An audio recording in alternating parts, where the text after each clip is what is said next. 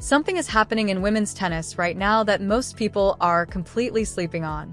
Not a gradual changing of the guard, not a polite handover where the veterans step aside and wish the young ones well.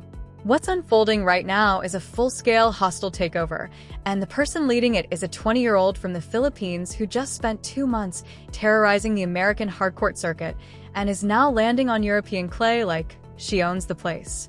Her name is Alex. And if you haven't been paying close attention, you're about to get a crash course in why she's the most dangerous player on tour right now. We're talking about the 2026 Upper Austria Ladies Linz Open, a tournament celebrating its 35th anniversary, and the organizers decided to mark the occasion by doing something genuinely insane. They ripped out the indoor hard courts, the fast, predictable, television-friendly surface that had defined this event for decades, and they trucked in 100 tons of red clay. Not a metaphor. Actual clay, dumped into the middle of a modern design center in the heart of Linz, transforming the venue into something that looks and feels more like a Roman Colosseum than a tennis facility. 3,000 seats packed tight, a low ceiling that traps every sound, steep stands that funnel crowd noise directly onto the court. They didn't build a tennis venue. They built a pressure cooker. And into that pressure cooker walks Alex, seated 6th, carrying momentum that very few players her age have ever generated this early in a season. Her first-round opponent is Julia Grabher, a 29-year-old Austrian who knows this country, knows this crowd, and knows exactly what it means to play at home in front of fans who would walk through fire for you. On paper, the mainstream tennis media is going to tell you this is a trap match.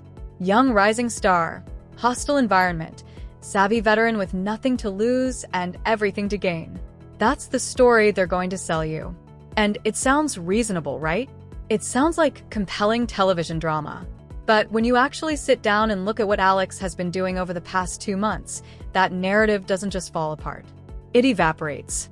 Let's go back to the American swing because that's where this story really starts to take shape. The Sunshine Double, Indian Wells and Miami back-to-back, is the most grueling stretch of hardcourt tennis outside of the Grand Slams. The heat, the travel, the depth of the draws, the physical and mental accumulation of it all breaks players who've been on tour for years. Alex didn't just survive it. She went deep at both tournaments, beating seasoned top 20 players who've been competing at this level since she was in middle school. These weren't lucky wins. She wasn't gifted a soft draw. She walked onto those courts and physically dominated opponents who had far more experience, far more miles on their legs, and far more hours logged at this level. She dictated terms from the first ball. She didn't wait to react. She imposed herself. That distinction matters more than people realize because reactive tennis is survivable. Aggressive, first strike, I'm going to set the terms tennis is a completely different animal. And what makes all of that even more unsettling for the rest of the tour is the simple fact that hard courts aren't even where Alex is most dangerous. They were a warm-up, a genuinely brilliant, stat sheet-filling warm-up, but a warm-up nonetheless, because Alex was built on clay. Specifically, she spent her most formative years training at the Rafa Nadal Academy in Mallorca, Spain, one of the most demanding and sophisticated clay court development programs on the planet. The things they teach there, the geometry of angles, the patience of construction, the physical and mental endurance required to win long grinding rallies on a slow surface, those aren't skills you pick up later in your career and retrofit into your game. They get wired into you early. They become instinct. When Alex steps onto clay, she's not adjusting. She's arriving. The left-handed forehand that she carries as her primary weapon takes on an entirely different character on this surface. On hard courts, it's powerful. On clay, where the ball bites, slows down, and kicks upward, it becomes genuinely cruel. The spin she generates forces opponents to strike the ball from above their shoulders, which is one of the most biomechanically compromised positions in tennis.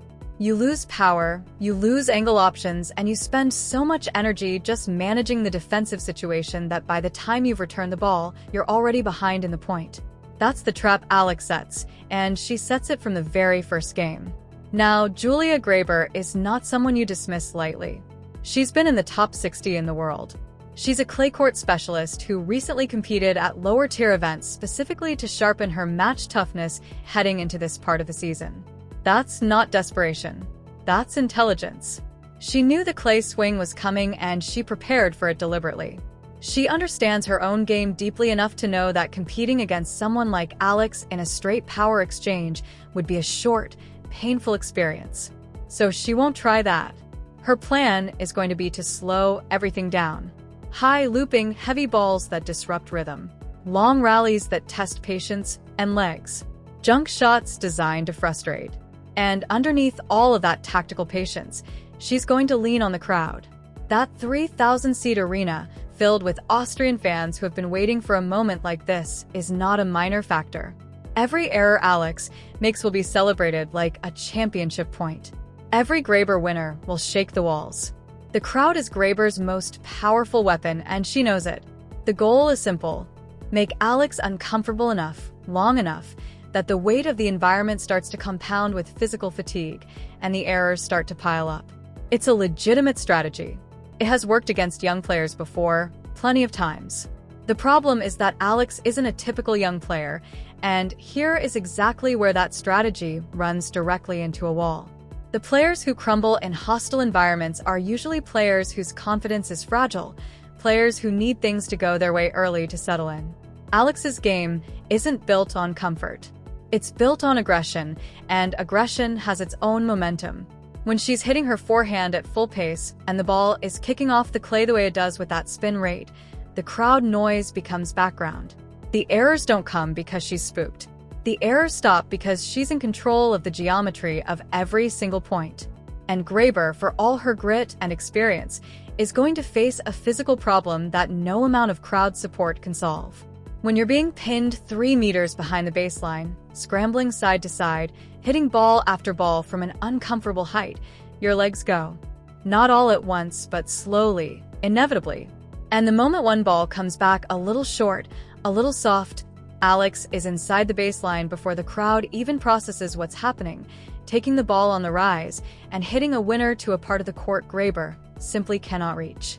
That moment, which is going to happen repeatedly throughout this match, does something to a crowd that's worth understanding. It doesn't just silence them.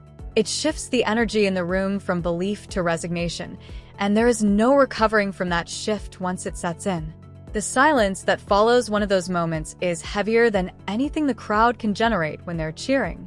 It's the sound of reality landing, and it's absolutely demoralizing to experience as a supporter. Alex is going to do that to this crowd. She's going to drain the hope out of that building methodically and without sentiment. But here's the thing that makes this first-round match matter beyond just the result. Look at the draw.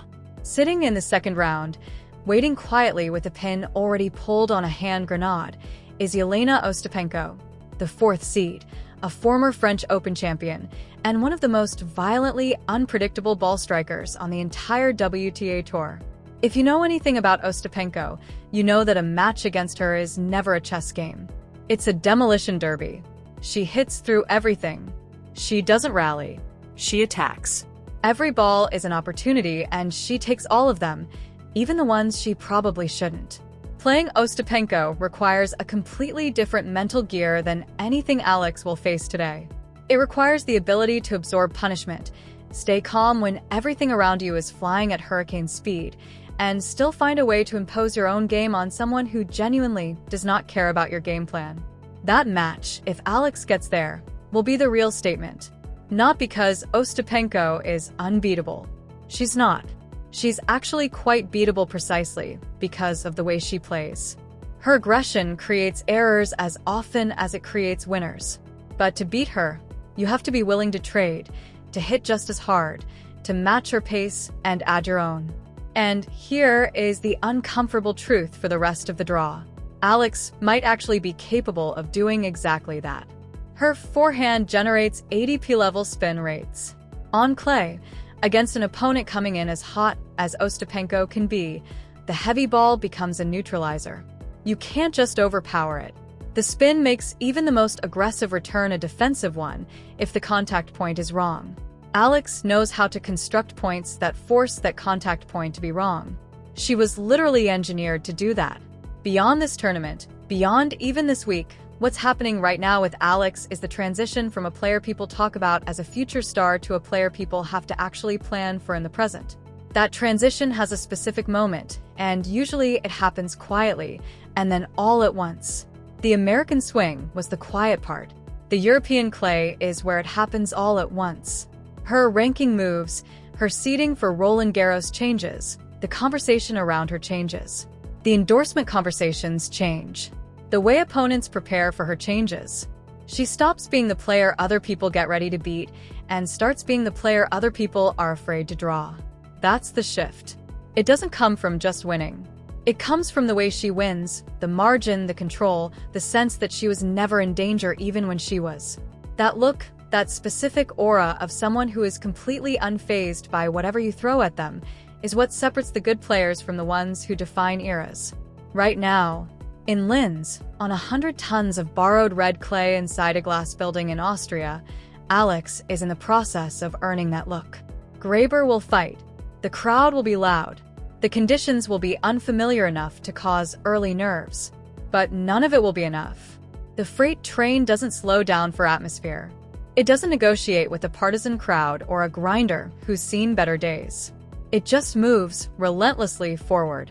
Alex is going to win this match cleanly, advance with authority, and set up what should be one of the most entertaining second-round matches of the clay season.